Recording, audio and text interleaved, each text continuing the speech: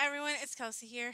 So today I'm playing along with the Tim Holtz 12 tags of 2015, and this is my tag for March. I will link Tim's tag up down below in the description box.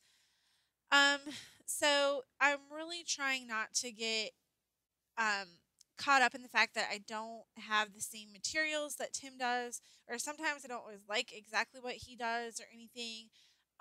I like my mixed media to be a little bit lighter and brighter and slightly less grungy than he does, but I still like playing along with these challenges and just trying new techniques and new things. So, the main inspiration that I took from him today was this layering. Um, Obviously, it's kind of a lovey dovey tag for February for Valentine's Day. So Tim layered up quite a bit on his tag. So that's the main inspiration that I took from him was that I wanted to layer on my tag as well. So I just chose a bunch of these pieces from the crate paper. What's it called? Oh gosh, I totally forgot. Kiss Kiss.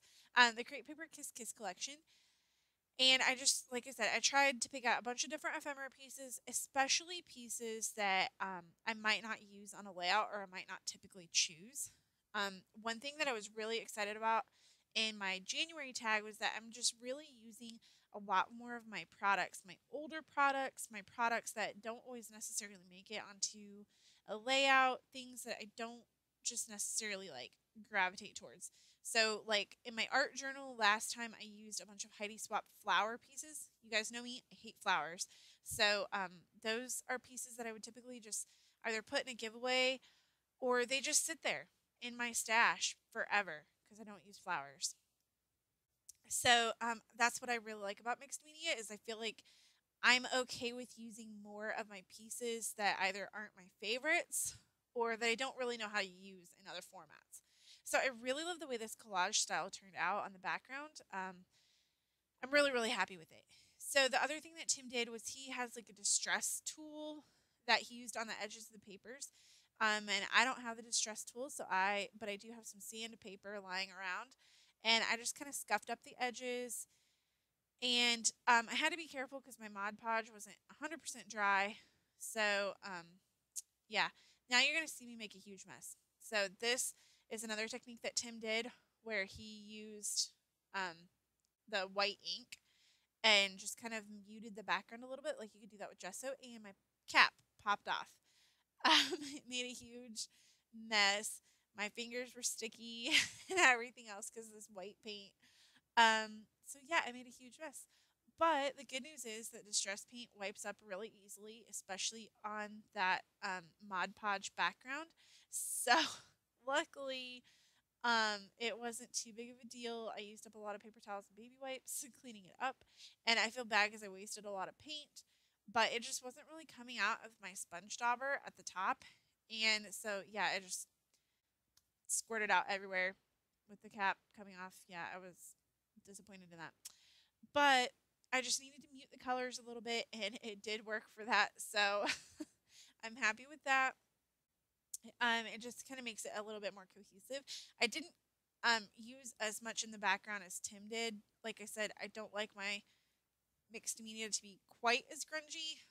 Um, yeah. So, but I did like the idea of outlining the different pieces of ephemera on there with the black. And my black marker kind of schmunced up there with the white ink, I think. So hopefully the marker is not permanently damaged. I'm worried it is a little bit. Um, yeah. Then the other thing that I did was before I started the video, I knew I wanted to use this red heart with the stitching on it, and that is from Ellie Studio. You can kind of see it over there in the left-hand corner. So I had stitched through it with red um, embroidery floss, which you can just buy at any hobby store or sewing store or Walmart even carries a lot of embroidery thread. So it's really cheap. It's like 36 cents for a roll or a little skein of it, I guess you would call it. I don't know. And then I just picked a sticker off of the Crate Paper Kiss Kiss sticker sheet, and I used that little vellum arrow. And the little sticker says, "I'd go anywhere with you." So I just thought it all kind of looked cute together, and I really like the way this one turned out. Um, The only thing I was looking for right now is I was just trying to find something else to go in the top.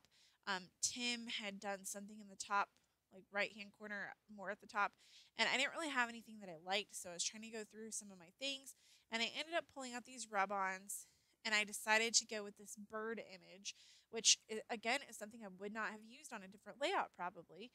And so I really like the way this turned out, and then I add another little bird image here at the end.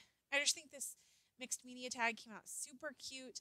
I don't know how I'm going to display my tags yet, but even if you like use this as a piece for your a layout, I think it would look great. So thank you guys so much for watching. I'll see you again soon, and there's a photo over my blog. Thanks for watching, guys.